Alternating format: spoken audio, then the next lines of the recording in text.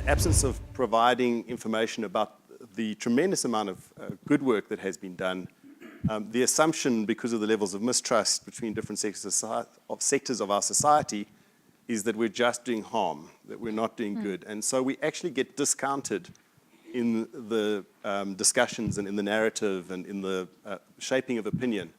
And that's a problem. And so we do need to speak out about the good things that business has done, at the same time recognizing we need to do more, so that we can start to change the narrative in South Africa about business and the role of business, white monopoly capital narrative, and so that our views are taken seriously and that we can be treated as equal role players or important role players in society.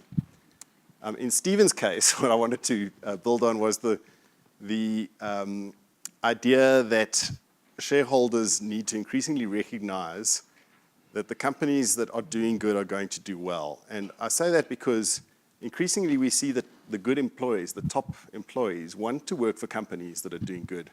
And they want to be associated with a company that has a purpose that goes beyond making the shareholders rich. And so we're going to see if companies don't adopt a more holistic vision of what their reason for being is, that considers all stakeholders, we're going to see that the top employees will opt out and will move to other companies. And so ultimately that's going to become a competitive issue.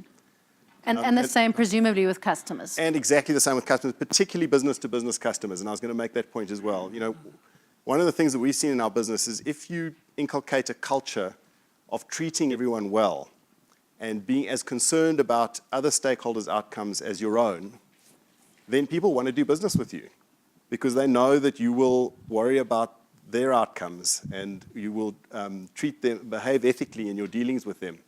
And that can't be a selective culture. You can't say, well, when we deal with this group, we worry about, you know, the outcomes for them and how they're treated. But this group, no, we're happy to, you know. And you either have that kind of philosophy across your business or you don't. And if you do, then that becomes a competitive advantage as well, because more and more companies want to do business with companies that they can trust and that they know will work on a win-win basis rather than just being concerned about their own outcomes.